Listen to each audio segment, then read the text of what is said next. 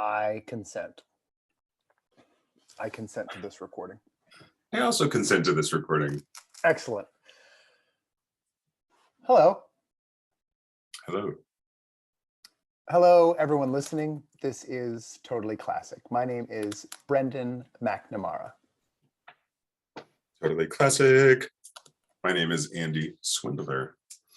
So I have known Andy for 20 some odd years, 23, I don't know. Let's not do the math, but 20, I'm just going to say 23 because it sounds like a good number. I don't know if it's accurate or not. Not counting past lives and whatnot, but yeah, that's exactly. And our hope for this show is myriad, but we are going to talk about in this first episode why we are doing this show. We are going to work out live so you can get a sense of who we are and how we communicate with one another. This is kind of formulating a mission statement. This is a brainstorming session. But I think my first loft up into the air is that I feel like we're at a Rubicon as a society, I think certainly in the United States of America, but I would say probably worldwide, of othering and tribalism to a degree that it is shocking. It is the most tribalistic and hate-filled atmosphere that I have ever experienced in my 43 years on this planet. So one of my hopes is to, even if I'm vainly standing up as giant tsunami waves crash over me, that I want to rush out to that tsunami and try to embrace it in a hug. I want to dive headlong into that danger that I feel is present. And I want to talk to someone who I love and have wildly divergent in some ways, I would imagine, worldviews, points of view, experiences, all sorts of things to think through, to talk through, to communicate through, to love through all that divides so many of us right now. You're like, I'm out. No, I'm done. out. You said nothing about tsunamis. So yeah, no, I did. Yeah, I'm hydrophobic. I'm learning to surf. No, I'm so glad you brought it back to love, because that's it's funny, as I've been sharing this idea with a couple of folks here and there, and that's how I describe it. I say, somehow this seems kind of magical, and to your point, all too rare that we could have a discussion about. There are things we actually disagree on some of the most contentious topics around, and we'll get to that. I'm thinking that's like a season closer. Maybe we'll tease that out. Yeah. But or in 4 minutes. Yeah. Yes. We could maybe have the entire discussion in 4 minutes. I doubt it, knowing us. No. But I there's so many levels of delight here. One is that, yes, I absolutely love you, and we've been texting a lot to weave in a little bit of how we got to this moment. We haven't actually talked in a minute. We have stayed in touch over the years through walk and talks. The other piece of without naming the year or bothering to do math, I don't know, I was a journalism major and you were a theater major, so we weren't math majors. In fact, no, I think math for trees was too hard, right? So I didn't do well. Yeah.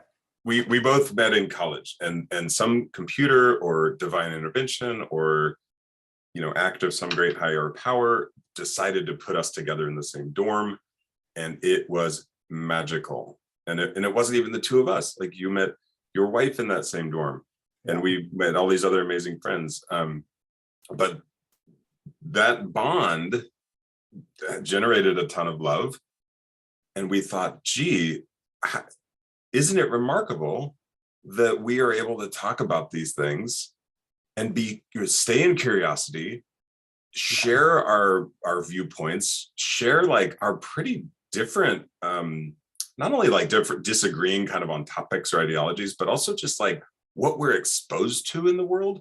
Yeah, that's huge. Has been radically different as we've talked about some of these things. So there's a couple of other threads I'll weave in. Yeah, by choice and circumstance, those exposures. It's interesting because I think there's a lot of, if you were to survey us, if you were to like put us on your pick your fighter video game screen, you'd be like, well, these guys aren't that different. You know what I mean? I was like, this one, this one, higher in charisma. This one's higher in defense. This one's, whatever. This one, like our alteration, our statistics would be very similar. But this might be, of course, I think this is one of the things we'll end up touching on in the show over time is how diverse the undiverse can appear and how many different layers of diversity there are. And that even though, again, yes, we were assigned by the same algorithm, getting into the same educational institution in the same geographical region, that we came with phenomenally different backgrounds. And I think in some ways, we knew how diverse we were by something I have always thought, at least growing up and still to this day, one of the most important sign points of figuring out if you are asynchronous or synchronous with a person, this is going to date us very specifically, is you pull out your folder of all your CDs. And both Andy and I had a ton of music. We both had like the big 500 CD binders of all of our music we had that amount of music. We both love music. Andy is a musician. I was just a music lover at the time. I've since made much more music, but we both brought him out and looked through all of his extensive music library and my extensive music library. And I think we had one CD in common. Yeah. I think one, as far as I know, maybe two or three, but as far as I remember, all I can remember is one. So I was like, oh, dang. Oh, we're hecka different. And I know it's a kid thing, but I actually think it's very revelatory as to worldview, experience, all those things.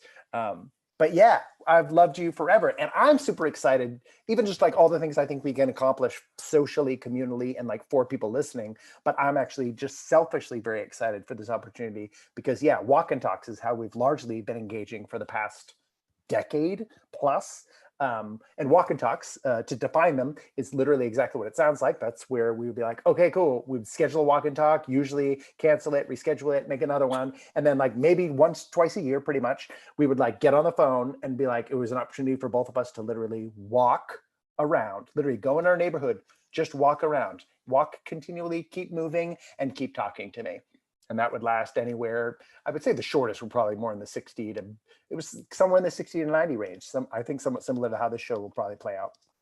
And one of the, but now we get to talk. And this is a great reason to reconnect hard. hard. Hard. One of the pieces there too was we would take photos, and when we saw something in our world we wanted to share, we would text that and say, hey, check this thing out. I actually, last year when I was going really deep in the Clubhouse rabbit hole, attempted to recreate that. It just was never quite the same. But that, I think that is a highlight or a piece of the relationship or the culture that we have together that I think is coming through here. We're just sharing, what do we see in the world? Yeah. And how maybe a bit of how that came to be, to the extent we're both really introspective fellows. But what I think this isn't is a debate show where we're sitting here trying to outdo each other with lots of facts and statistics and all these things. There's a piece of looking at who we are that is related to that we want to reveal. Yeah. Which is, how do we establish truth? How do we make decisions about ourselves and our families, and how do we think those relate to the bigger world? And those, we have pretty different paths there as well. Yeah. And I think, and to warn anybody listening, I am going to be the person who would be like, that guy forgot the note that this isn't a debate show. But that is also that is sincere. I'm saying this out loud. This is not a debate show. I agree with you. I am interested. I think this will be, this help is defined for people. I think this will be an argument show, a show of, but I mean that in the totally classic sense, hence the title of this program. Classically, argumentation is the systematic reasoning. Okay, you think that, why do you think that? Okay, because of that. Is that real? Now, is that real? I think often is when we're going to get into okay, well, what does real mean, and how do I validate real? And then I think for both of us, and this will frame something helpful, hopefully, about me biographically. is that I am a Christ follower. I'm a Christian. So there's this Bible verse that speaks of fellowship between human beings, especially men, as iron sharpening iron. And I think to some degree, I would seek to avoid debate here in what we're endeavoring to do. But at some point, I think iron is going to sharpen iron, because we're going to bump against, since we do operate in a Venn diagram of like very different big circles, and we overlap with a small amount. But we most overlap, I think, in genuine affection. Like I love you. That's important to say, I think, in conversation, in argument. So then in reasoning, my goal, I'm going to do the same thing for you that I do for myself, which is anything that I have, any bias, any experience, anything, I'm going to Rasham on it at least and do it I'm going to check it out 3 different ways. And I'm not only going to check my bias, I'm going to examine whether my bias is based on legitimate information. I'm not just going to check it, be like, oh, I understand it, so now I can be cautious. No, I'm also going to dig into myself, and things are going to get ground off of me by some things that you say, in the same way I grind things off of myself, or ask God to grind things off of me on a regular basis. You know what I mean? Because it's one thing to identify the problem, or identify not even the problem, identify the imbalance. You know what I mean? Or the sort of disruption. And then it's another to be like, analyze whether you leave the disruption and it's a good thing to have, or whether you're like, oh, okay, well, that is to be excised and removed. Yeah, I love that. And I think to get there, I mean, there's a lot of things we have in common, of course, in addition to love. One of them is curiosity. Like we're both, I think, insatiably curious and willing to edit our views. And in fact, enthusiastic about editing our views, enthusiastic about that's so that in that way, this may, to your point, feel kind of like a debate, but it's more like it's a debate rooted in that deep curiosity, not I'm standing here solidly and will never move, and my only goal is to get you over to my side, right? And I think too, and I don't know if I could even find words, but maybe this will kind of unfold naturally through this conversation. I think we share some kind of similar vision for humanity and people and communities and life, and what does flourishing mean, and it's just fascinating how maybe we've developed different ways of how do we do that? What does that look like? Who the hell even could define such a thing as humanity, like when there's 8 billion different people running around? Yeah.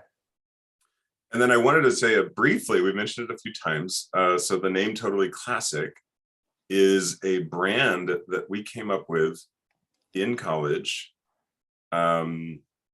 It's possible that there were mind-altering substances involved, or not. But I like your slip of the tongue there. I'm going to catch your slip of the tongue and make fun of it. You said mind alternating, but isn't that? I mean, that is a deft slip, because it's also completely accurate, isn't it? I mean, let's not pretend that we were likely high on weed at the time, but that it is, and which functions as both a mind altering, but a mind alternating, in that in any high state, you actually kind of are slipping back and forth in between. You're kind of in a liminal space, right? You're kind of like, oh, I feel high. Well, no, I feel pretty good. But I stand up, all of a sudden I feel different, which I think we're going to functionally be in on the show, though I'm dead sober. I'm on like salty water right now.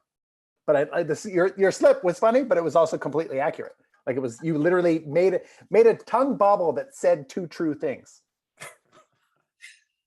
That's my greatest talent. Also on highly filtered Chicago lake water here, which as far as water goes is actually pretty decent. Maybe we could talk a little bit about where we are. As I said, I am in Chicago in the United States, which I always add that because even though I'm guessing it's an international city, I'm guessing a lot of folks know where that is. I like the idea of adding. I think that a lot of the challenges the U.S. faces are being like so U.S. centric. So few Americans travel outside the country. So there's a lot of things that hopefully will show up in my language that I've kind of added that might be like, well, anybody, I'm guessing most people might be an American listening to this. Who knows? I hope not. But they might be like, well, I know where Chicago, like, why would you even say the United States? That's silly. Yeah. Well, that's where I want to decentralize the United States because we've already basically built, the new empire. So, we don't need to do that anymore. Yeah. And we're being decentralized currently, really. I mean, we're kind of decentralizing ourselves in some ways, which is Right.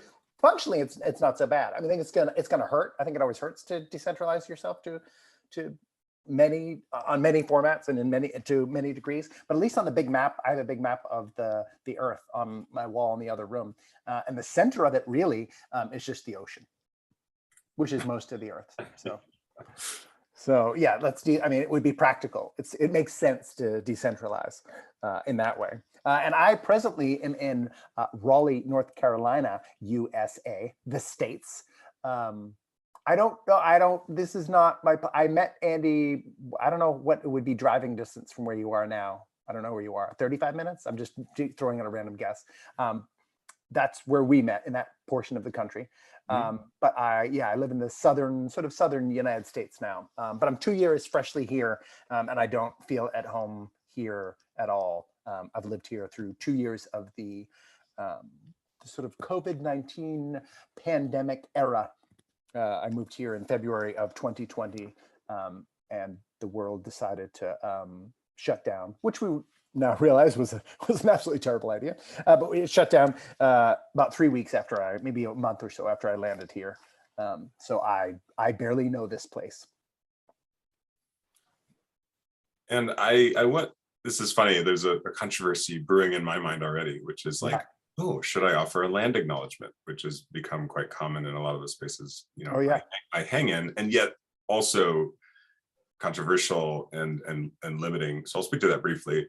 Yeah. So what that means is saying, oh, who was here first? Who did we basically probably take this land from through extraordinarily violent means? Yeah. We as European colonizers. And so in this area, it's fairly complex. The best shortening is it was the Three Fires Council, but there were several First Nations in this area. It's a very fertile area in the Midwest. It's by, I don't know, I think I saw once the Great Lakes represent 60% of the world's fresh water supply or something like that. Wow. So there's just a lot. And there's probably reasons, that's all through sort of my sort of, I don't know, colonizer 21st century lens. There are probably all sorts of other reasons they like this area. I don't know if it's funny. The thing is, a lot of us in the last couple of years, and especially there was this kick up, after George Floyd's murder, around lots of social justice language. So land acknowledgements became a lot more common. But now there's a healthy discussion being layered on top of that, which is like, well, so what? Like, is that changing anything for the folks who live on reservations right now? Or the American Indians in an urban center like Chicago?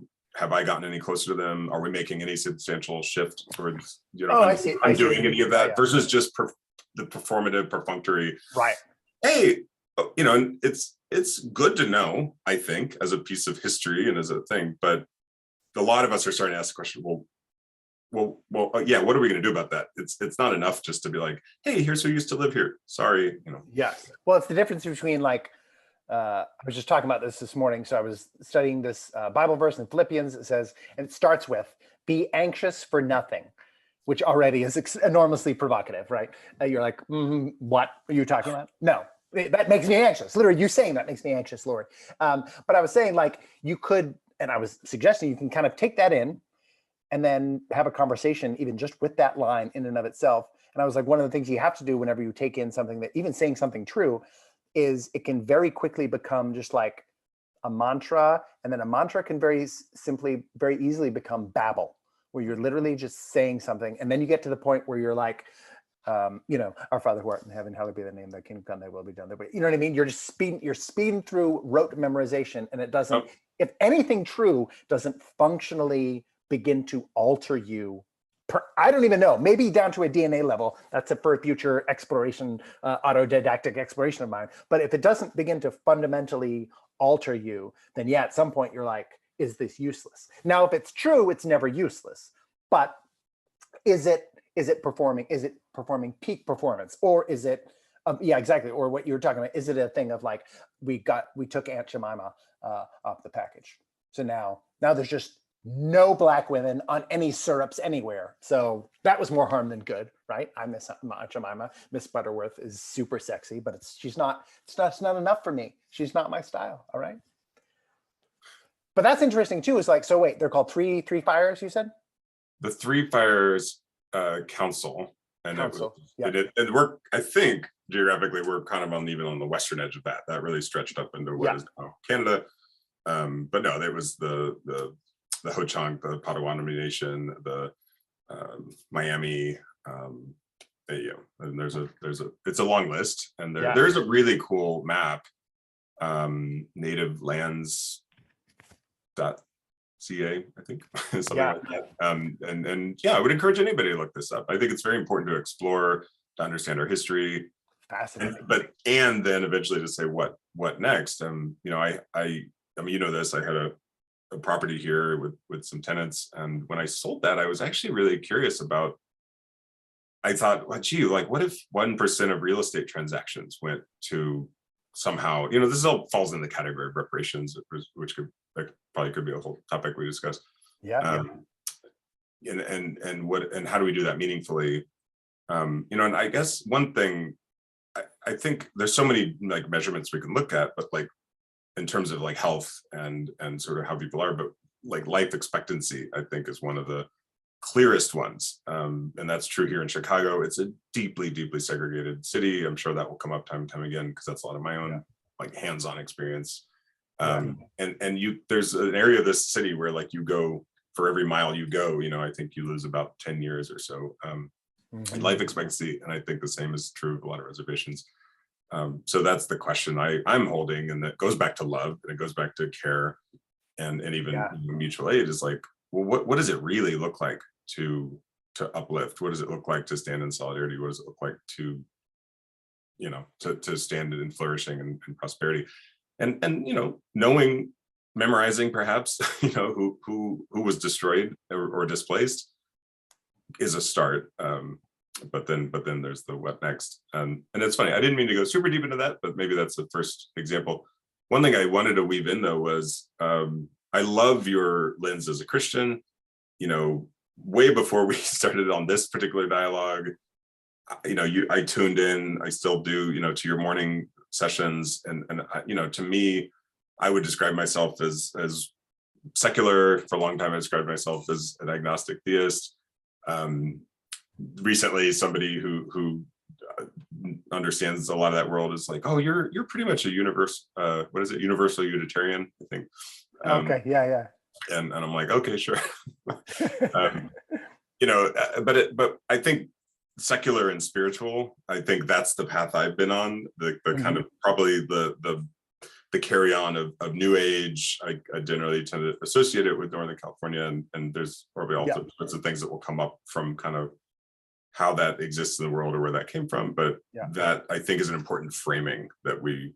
That is important. I think it's a huge framing, especially as you bring in New Age, because New Age essentially, in terms of the California birthplace of it, interestingly enough, speaking of the rise of things from geographic areas, and then I actually want to return to the indigenous, the native peoples thing, because I think that'll provide a cool example of like how other maybe inspection of various things will play out in this show. But inspecting the New Age thing, especially when you say New Age, I was like, this is going to be cool and interesting. And this is the Venn diagram thing I think should be fascinating for people. New Ageism, as I would essentially define it from my exploration of it, is rooted pretty specifically in, especially in Southern California, in Satanism. Sort of do what thou wilt, like sort of libertarian spiritual theology or whatever kind of thing. So it's which is fascinating.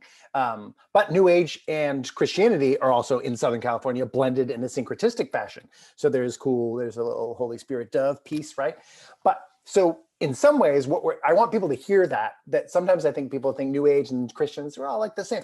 Fundamentally, they are literally like in many ways diametrically opposed. But I think the cool thing that I've always appreciated about you, and I appreciate about myself, is I look for cracks where the light can get in everything, and also trying to look for commonalities in terms of like, oh, okay, what are our sync points? So I think this is one of the coolest, is fascinating and cool, because like about those divergent worldviews, or even directly polar opposite or whatever, or even in some cases opposing, that because of me knowing you, I make I know your assumptions into that road, especially you're saying that was a progressive road, right? To kind of place where you're like, maybe I could be this. And even then, maybe I could be this. You know what I mean?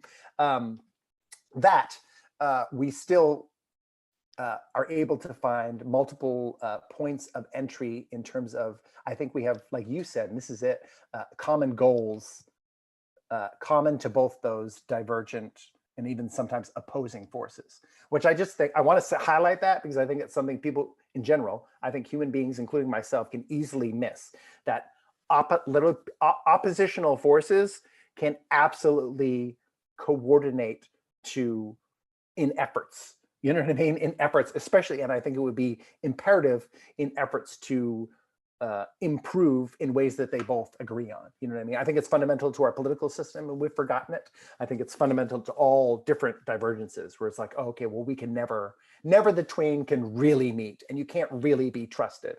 You're like, okay, well, we can figure that out, but we can work together. You know what I mean? We can coalesce in order to pursue a common goal, which I think is awesome. I also think that is awesome. And the term healthy tensions comes up for me. And yeah, it seems like part of, I'm sure we'll drift into various abstract places. And so this, however we came to be, which we could unpack a lot there, as this human form, it seems like that's part of the design or part of the evolution or part of however the hell we came to be, is an extraordinary limitation in what we can see. We're really forced to work together. And I think we do. I truly believe if there was more hate or evil than love, we wouldn't be here. I just think there's some glue kind of holding this all together. But of course, here we are. There's plenty of things we could point to, not the least of which is what's happening with Ukraine. That certainly this is not where we are. That we are embracing these healthy tensions at large in order to understand how to make something better between them. How the very tensions and divergences themselves are the puzzle pieces to make something better. That's that's why I quoted Leonard Cohen, like the cracks are how the light gets in.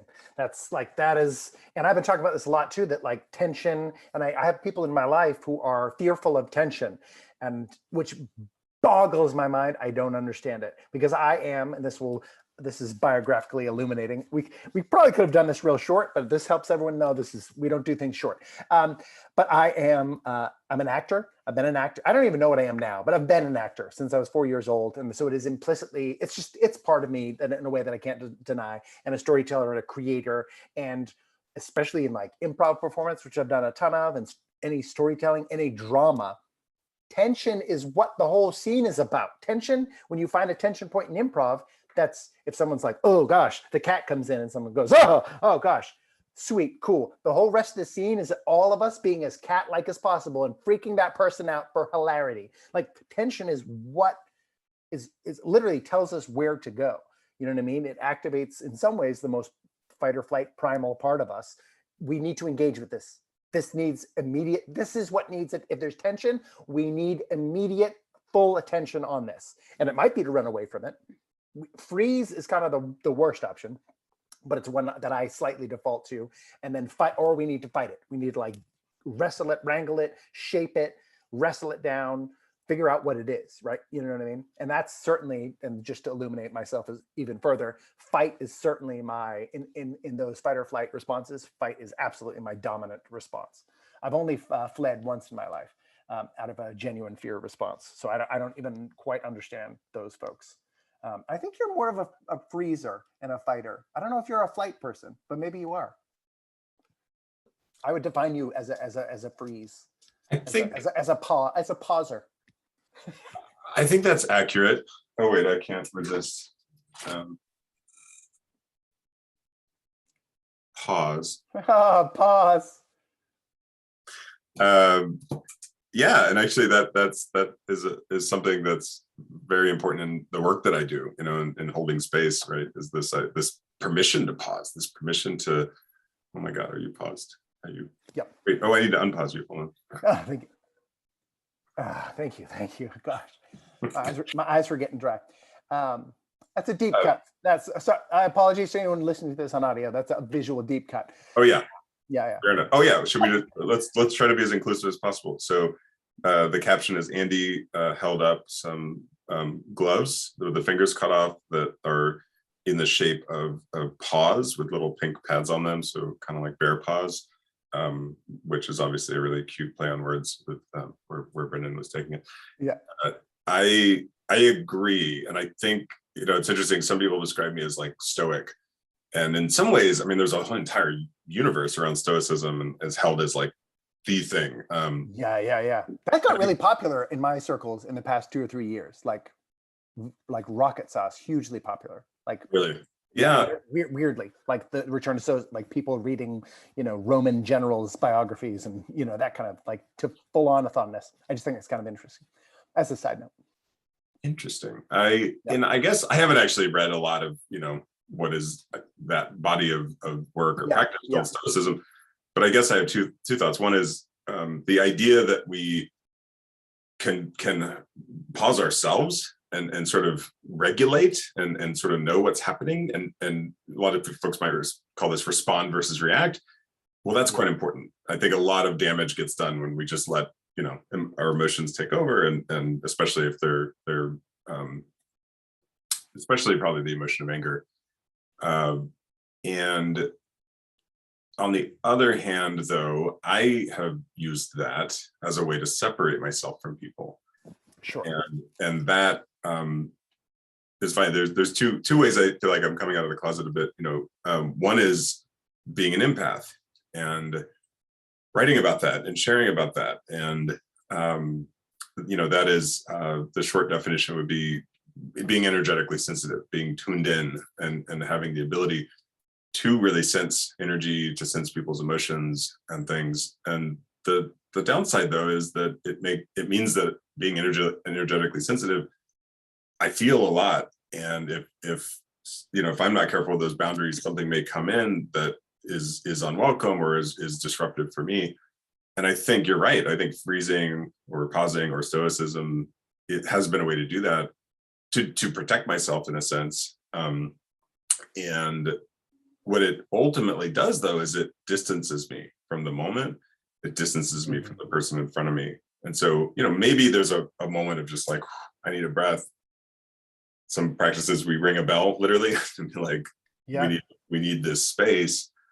But then to come back after that, to connect. I'm curious about that. The other one is actually, we were talking a little earlier about the mind alternating substances. And it's hilarious to me that I still have this shyness about talking about something as benign as smoking weed. Yeah. Because I think we grew up in an era where that certainly wasn't legal, and in many cases wasn't really accepted. I live in a state now where it's fully legal. Yeah. It's basically like buying alcohol. It's just, it's just there. Yeah, that is interesting in terms of the things that are, when we allow legality to shape our culture, I think is very fascinating to me as a topic. And I might write that down as a future topic. I think that's interesting. And then where we allow like you being empathic, so like energetic, emotionally sensitive, is fascinating too, of how you would then perceive culture, right?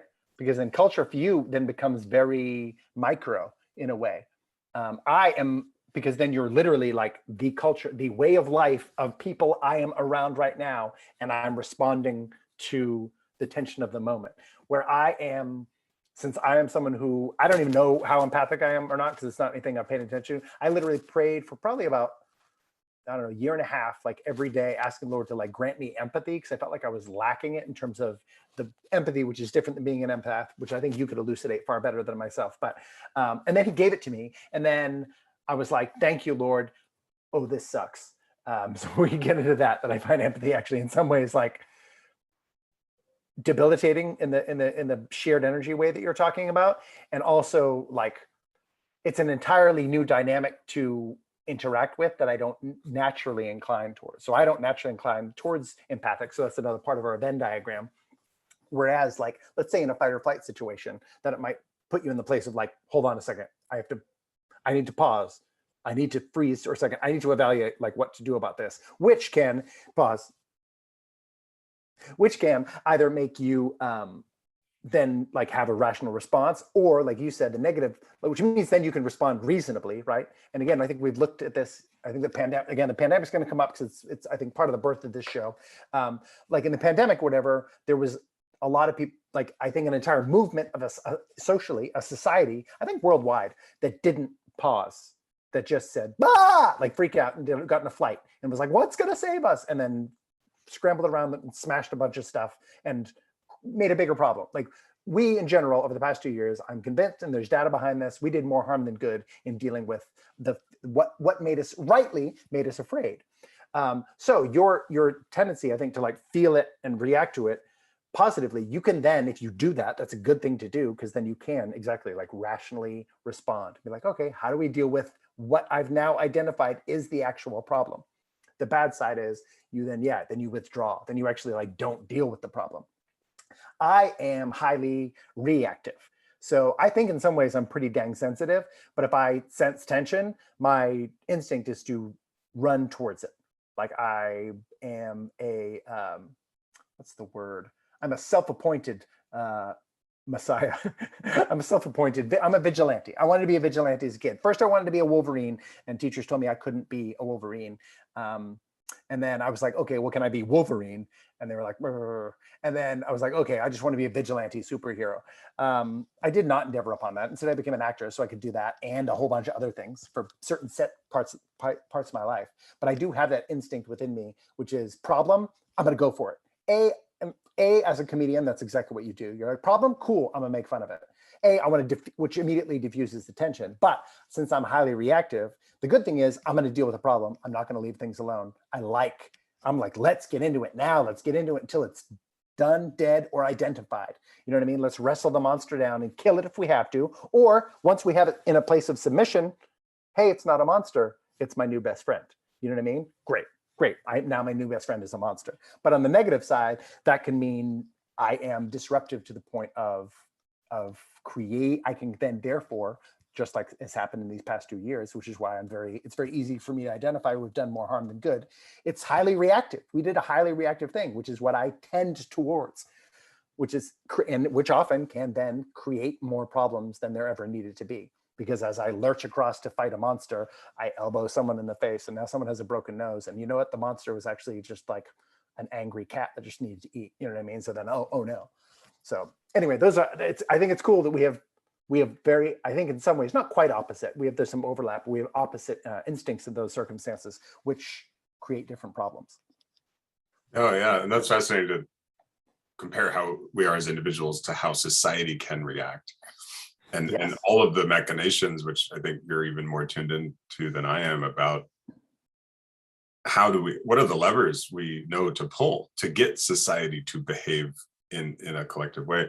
But before we go down that even further, was there something else you wanted to tie in back to the Indigenous conversation? Yes, back to the Indigenous. So my fascination with Indigenous peoples in general, or I think the renewed focus on Native persons, I am, because I think ethically I'm in the middle. I'm kind of like, I'm like, come see, come saw about colonialism. Like, I don't think colonialism it's kind of become like a part and parcel for like bad governance, like rapey. And it absolutely can be. But I was like, in and of itself, colonialism is not bad. It can be the question is colonialism more frequently more harm than good, or is it more frequently more good than harm? Harm and good are both part of colonialism. So then I'm always like, I immediately hit a tension point. So I was like, let's examine that when we do land acknowledgements.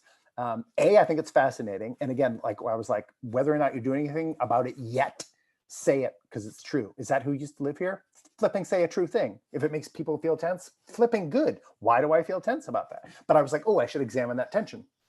And so it's like, this helps us. I'm trying to make this make sense that I'm looping back to something that I just really want to talk about. Just a slick connection. And I feel good about myself. So I'm patting myself on the back. So I was like, okay, so Three Fires Council. And I was like, wait, but who was there before them? And I was like, especially because in the United States of America, there are certainly written histories, but there's quite a few tribes that were dominantly oral tradition based.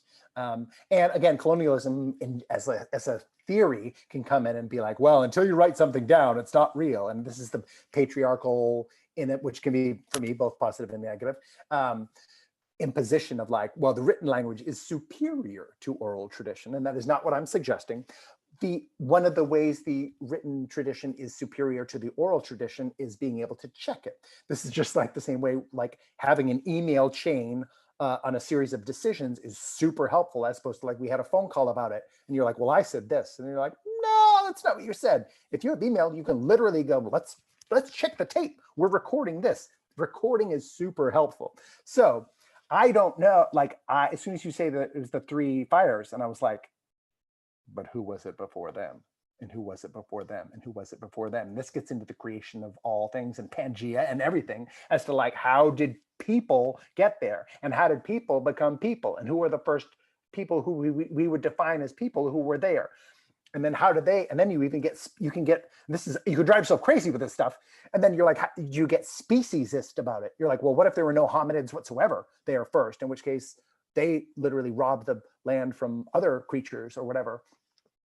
So it was like, how far back, once you start being responsible, this is why some people, and I say this to not alleviate the necessity of our responsibility of examining these things, but to help people understand, yes, it's overwhelming. And I understand, because once you start doing it, you're like, okay, well, how do I do this properly? How do I do this with utmost accuracy? And you have to be a little gentle on yourself to be like, well, this is what I know now. So I'm going to say the thing that I know now, which is true. Now, is that the truest thing? Were they the first people there, or were they the people who killed a bunch of other people who were there before? And then those people had to move to a completely different area. You know what I mean? Those were just smaller people who were more prone to disease and whatever. You know what I mean? Or just short. They were just like really short. There's a bunch of 411 native peoples who the Three Fires Council either interbred with till they were obliterated genetically, or literally smashed their heads in. We don't know, or enslaved them. Like all of that is super fascinating. And that was just, I was like, oh, this is a cool example of where I go, okay. But the thing is, I don't want to go, stop talking about that stuff. Oh my gosh, who cares? But whatever, we all conquered somebody at some point.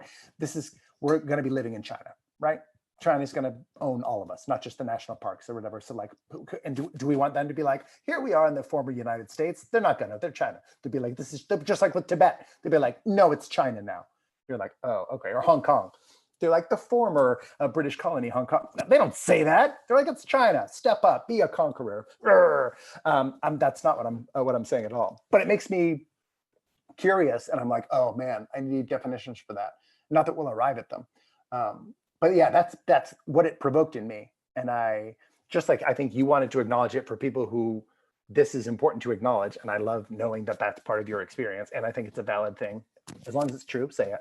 But I also want to acknowledge it from, I think people who hopefully anyone would understand for me too, be like, well, why would you do that? And I was like, well, there's reasonable reasons, and there's reasonable reasons to interrogate it as well, both for action, like you talked about, which is great. And then for even origin, like, is it real?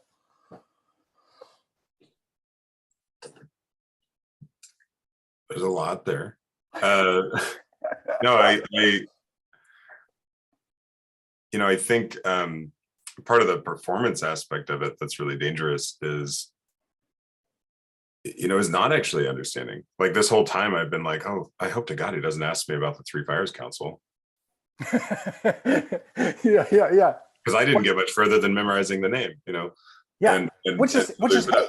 But that's farther than I got, man. You know what I mean? So again, I don't say, again, this is, I think what people need to understand, I'm not, and I think you already know this, but I want people to understand this because we said this wasn't a debate podcast. Like, I'm not, in no way is this an attack on Andy. He's gone farther than I am. So I'm like, wait, did you keep going the further distance that I would need to go in order to do that? And then what does it mean? You know what I mean? Well, and it's, when you were saying there's pros and cons to colonization, I mean, that could be unpacked at some point. But I immediately thought, well, I think of it as a con if one group is conquering another violently. And to your point, that has happened all over the place, all throughout. And that doesn't excuse the specific last 400 years of European conquering, which are arguably the most vile that so it's almost like we're in that way that we keep one-upping, just how sort of violent and impressive and horrific we can be. Yeah, you're obviously not good. Yeah, you're coming over to my default malevolent side. Go ahead. Yeah. And so I think there's a complexity here, which isn't always talked about. It may not feel politically correct in a lot of circles. And I think it is worth looking at. I'm always kind of guarding against, when am I doing that? So I don't have to look at sort of my ancestors and sort of what we did. Sure.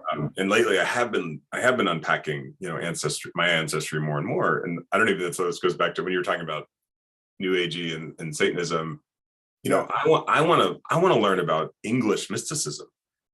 Yeah, I'm mostly English. I mean, when I did my DNA test, I'm like, oh, okay. If there was any doubt, I'm about as white as it gets. But it's like that to me. So one of the most powerful questions I was ever asked was, "What did your family have to give up to be white?" And in this context of whiteness as a power structure, particularly in America, and now exported, and originating in England and Western Europe, but that's a question I'm still holding. And so when that comes to looking at who was here, one thing that came, what could be a pro of colonization would be, what came to my mind immediately was like, if we didn't kill any humans to take over that land, but to your point, it's like, where do we draw the line on what life is important? Did we displace other species? Did we displace animals? Yeah. And who killed? Because that's always. I mean, I'm not enough of a historical buff to know if there ever was a land movement of human beings from one place to another where they didn't eventually kill some, if not all, of the people who were there beforehand. Like, violence is inherent to human congress. And that can come from brevity of resources, but that can come for any dang reason. Literally, whatever, sexual impropriety, one to the another, you know what I mean, could literally lead to people slaughtering entire tribes. Be like, oh, you took a woman, which again, from more ancient societies,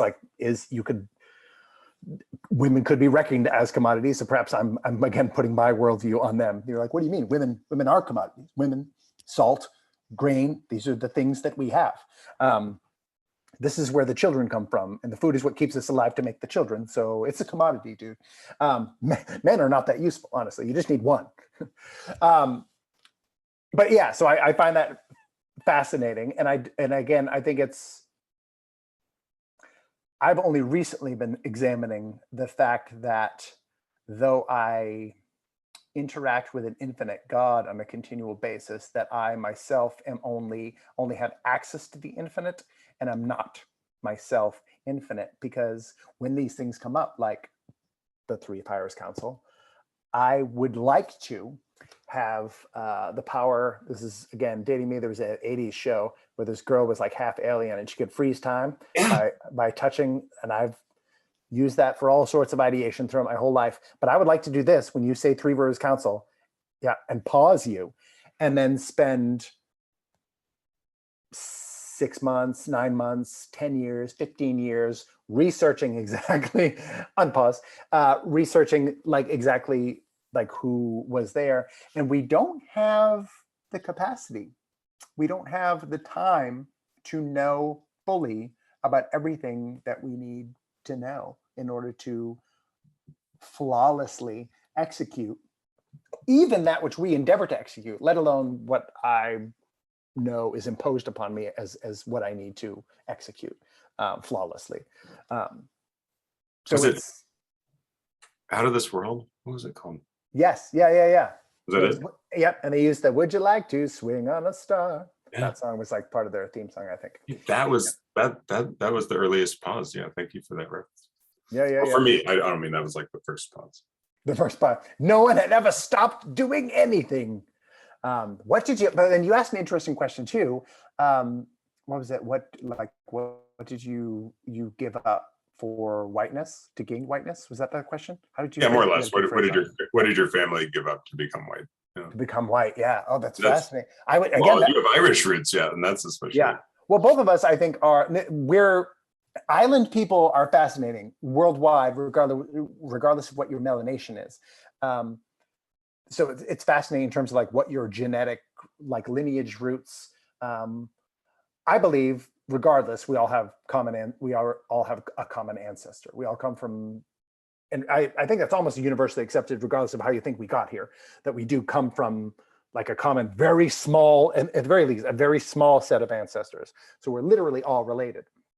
So my first thought about, I was like, that's a really fascinating question. And again, I don't live in spaces or exist in spaces who ask that question. And I was like, okay, my first thing was like, obviously protection from the sun.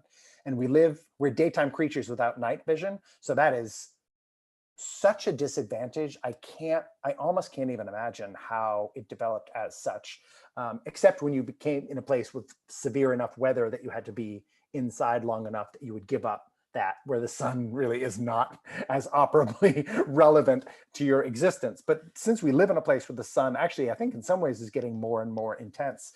And I've always thought of this since I was like a teenager. There was a Public Enemy song where they were like, countdown 2001, might be good to be black or at least brown. Because like we were like, oh, at the moment, the ozone layer is depleting. The sun is getting hotter. UV rays are more deadly.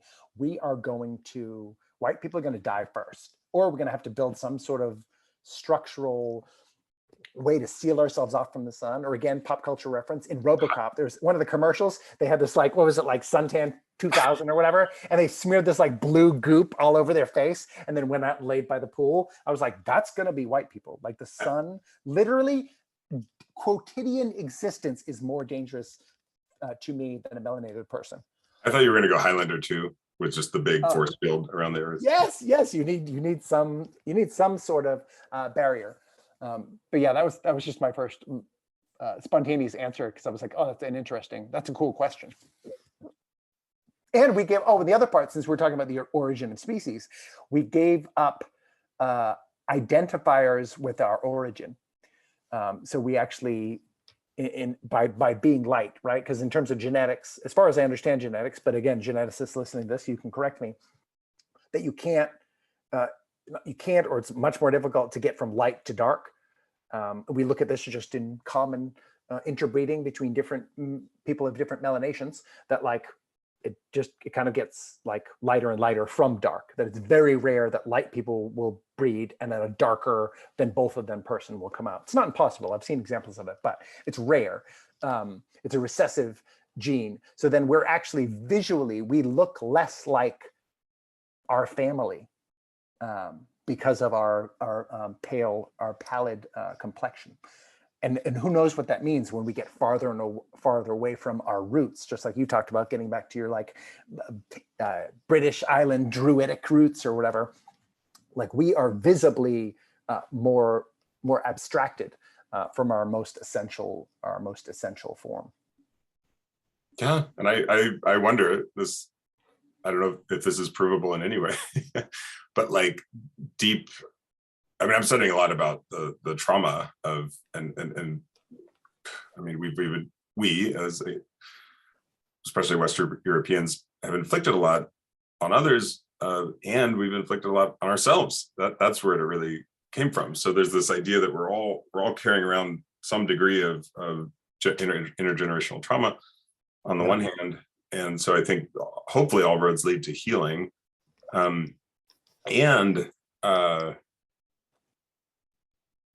that idea of, going back to the indigenous, what does that word even really mean? Well, I learned this from Jane Elliott, who I'll hold as my truth for now until I hear something better. I think to your point, Africa is the mother continent, and we all drift away from there. And so there's, as I understand it, it's like who settled there first? when let's leave the animals out for a moment. Like, who Yeah. were the first humans that settled there without displacing other humans? And Yeah. that is a curiosity I'm still holding. And then I think, to your point about practical limitations, I mean, there's all kinds of manner of discussion and schools of thought about, of course, we're all the same, we're not all the same, it's useful to point out the differences because we built a society that weaponizes those differences visually, particularly race and gender and other, and then also the more invisible ones. And on this, and on the other hand, that we are all cousins and that we all share a humanity. But I like your point that there may be like tangible, practical deficiencies to melanation, to lighter melanation, and the sun. I mean, that's pretty. I'm with that, and that just knowing that it's actually functioning at some deeper level of consciousness in, well, why did that particular group of people, my ancestors, I think our ancestors, become so violent? And there were a lot of factors, and then the scale of that violence was certainly impacted a lot by the industrial age and just the ability to affect more like mass destruction. But I think that is functioning at a deeper level of like, why do we resist that? So I appreciate you saying that, because there's an appreciation of certainly the practical benefits, but also the origination, like looking, and I wonder if there's a deep fear there in a sense of disconnection. And as we all know, and as we've highlighted a couple times, fear left unrecognized or unmet or unregulated can lead to pretty much an endless amount of destruction. Yeah, massive amounts of reaction, but positive and negative, you know what I mean? In terms of, I mean, that's the great thing you can look at like colonial societies to examine, right? Which is infrastructural improvements deluxe, right? Hospitals, educational institutions, feeding the hungry, like just massive movements of organizing. And this is just recent colonization. That's like British, Spanish, those guys. But at the same time, that's like, yay, all the yay. And then on the bottom of it is like subjugation, dehumanization, murder, rape. You know what I mean? You're like, like it's fascinating. But that is interesting too. You had to look at the benefits in order to figure out the detriments. That also made me think in terms of the fear impulse of being highly melanated. Also makes it, you are more spottable to prey. I think it's why albinoism in general is a recessive gene, because in terms of things trying to consume you, if there was like a whole cadre of whatever, like brown buffalo, and the wolf pack comes and there's a white buffalo, come on, man. Some white, it's way easier to see. In the night, it's way easier. If any light reflects off of a pale person, we are easier to see. It's more difficult for us to camouflage. You know what I mean? Because so much of these things I think are fundamental to humanity. So then, like, I would know I have to examine like whether certain people groups are more violent than others. Or just having like, so much of it is industrial, so you like don't even know. Like I don't know whether anyone now is more violent than anyone else. When you have it, you can just press a button and send a bomb to kill hundreds of thousands of people in an instant. Does that make you more violent? Or in some ways, does it make you less violent because you're completely dispassionately just going, oh, let's just press a button. I didn't even think about you. You know what I mean? As opposed to like when you put your hands on someone, is that what defines violence? I mean, there's so many different definitions upon definitions. But it is interesting that it does posit at least some elements of disassociation from origin creates an otherness, you know what I mean? So in many ways, any white person is the original other in terms of visual examination, you know what I mean? I have no doubt before we separated out into different melanations, we were othering for all manner of who the heck knows what, earlobe size, whatever. Right, so maybe we're at the, I hope aftermath or tail end, but I fear that's not true, of reacting to that fear. Yes. One thing I want to, I realizing we need to come in for a landing, which is, oh my goodness. So but this is reminding me of the first Public Enemy album I ever bought, which was Fear of a Black Planet, Yeah. which was, I'm sure, largely motivated by meeting you. And perhaps one day we'll read the Big Day letter to folks. Yes. I wrote Brendan this hilariously over formalized letter of introduction, which I was so heartened and concerned all at once. I was like, what did this university do?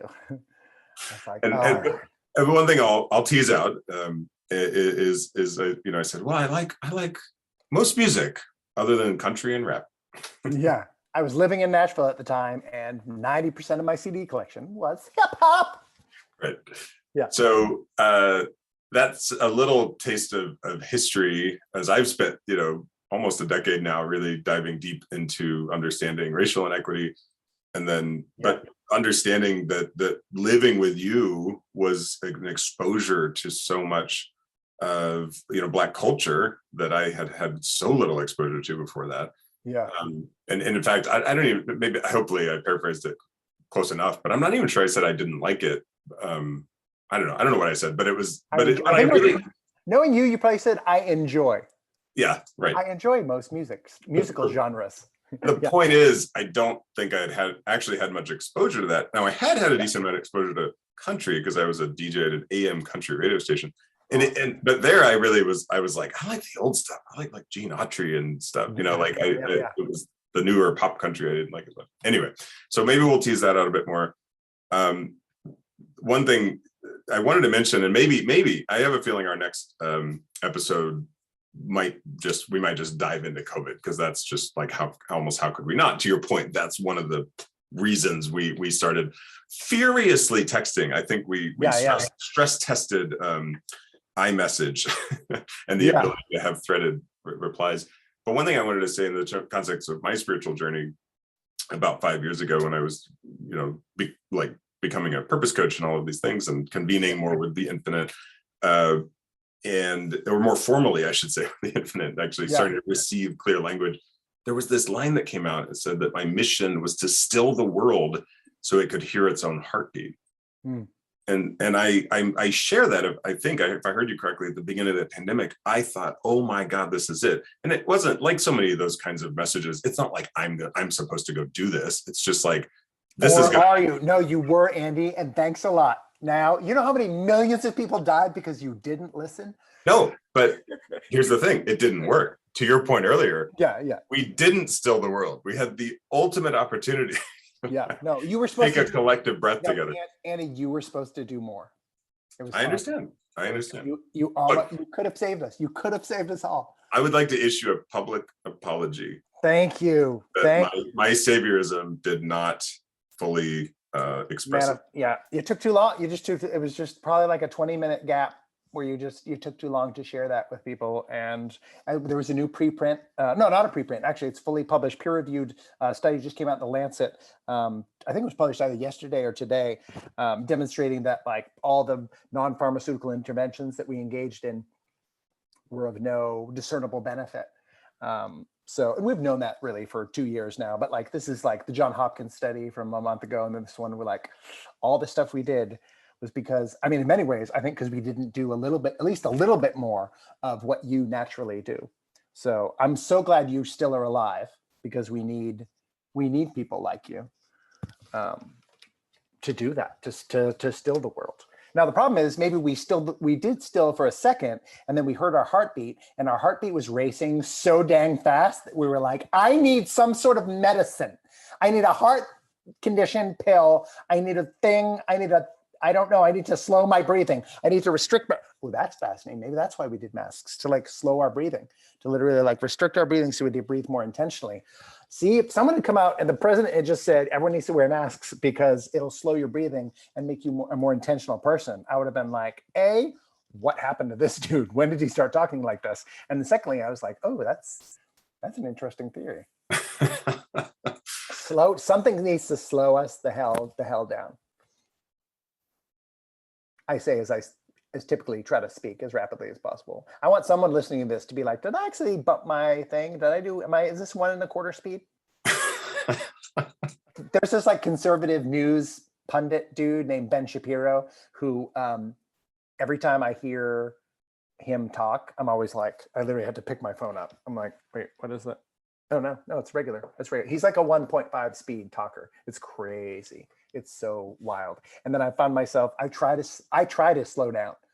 I was maybe partially for the first time in my life, partially initially, tentatively diagnosed as HD by my therapist yesterday. He was like, oh, you might, if you were in, what do you say, grand rounds, you'd probably be diagnosed with ADHD. And I was like, oh, really? I was like, I don't have attention deficit. I mean, I can talk about the same subject in a meandering fashion like this for 6 hours, you know what I mean, or whatever. So I don't think I have that part, but the hyperactivity disorder, I was like, oh, I could see that. I don't receive that diagnosis yet. I haven't received it or ingested it really, or processed it or integrated it. I thought you meant high definition. I was like, yeah, you always come through. That's why I'm calling it. I'm just calling it HD because it sounds cool that way. I'm like hyperactive. Well, because when you break it down, it doesn't. I mean, I silver lininged it, which is good because I don't tend to silver line anything. I was like, hyperactive. I mean, break that word down. That sounds flipping great. Isn't that what we all want to be? We all want to be hyperactive. Now, my wife, or maybe reasonable people, empaths like yourself, are like, no, like slow down, dude. And I'm like, what do you mean slow down? No, hyperactive is like active, but better. It's more of the thing I want to be. I think especially now that I'm sick, I really enjoy being mentally hyperactive because my body is not like, I can't do things. So, that's another identifier. I don't integrate it as a essential part of who I am, but I'm currently suffering from ulcerative. That may function in the show, where sometimes in the show I might just literally have to leave. One of the most fun aspects of ulcerative colitis is emergency poops. You go from being like, oh, I'm fine, I'm good. Within sometimes, no joke, 3 to 10 seconds, you can be like, oh, I have to go to the bathroom. Oh no, I'm pooping now. But as that returned to my body about 4 years ago, after a 30-year hiatus, the Lord healed me through the power of prayer. It was pretty fantastic. People prayed over me and it went away when I was like 8 or 9 years old. And doctors were confounded. It was a medical miracle, flipping spectacular. Really like it. I thought it was a healing forever. Kind of disappointed to some degree to find out it was a 30-year hiatus. Don't mean to look the gift horse in the mouth. No, I did not look that gift horse in the mouse. There was a mouse in his mouth, but I couldn't look at it because it was freaking me out. I was like, why is it on his tongue? Did it eat his tongue? Is it like that little parasite in the Amazon or whatever that crawls in and like eats a fish's tongue and becomes its tongue? But anyway, that is, as I got afflicted, my body is fatigued and I have brain fog for a while. But I don't have brain fog anymore. And I feel like I have to be careful. I almost have a panic of like, I need to get it all done. I need to think it all through. I need to. There's so much, like you're talking about, there's so much good that needs to be accomplished. And I want to be as much a part of it as possible before I die, certainly, and move into eternity. And I think probably just do the same thing. Or in the very least, before I have to run out of the room and poop myself. Possible candidate for the title of this episode, Emergency Poops. Emergency poops. Well, I know we need to come in for a landing. One thing I want to make sure everybody knows is that you handcrafted this shirt that I'm wearing, the Totally Good shirt. I think before Burning Man, which is a whole subject we can tease out at some point. Oh, absolutely. And I don't wear it very often because it was written with a marker. So I'm extraordinarily, I treat this thing like a precious baby, and like, how many times can I wash it before the marker goes away? I know. Well, actually, no, it's not marker. It's it was spray paint. I don't know how to screen print. I didn't learn how to screen print in order to do that. What I did was I created stencils of all the letters, and then I sprayed it. Huh. Yeah. Well, I just learned something about my clothing today. Yeah. Hopefully that's not the most useful thing I learned today, because I've learned a lot. And I don't think so. Yeah, we've only just begun. We've only just begun. I agree. And I'm delighted. Yeah. I love you. I love you. Give my love to the ladies. I will. Give my love to whoever you encounter next who needs love. So get out in the world, go find them. They might literally just be on the street right now in need of love. Go quick. We know what happens last time when you delayed, Andy.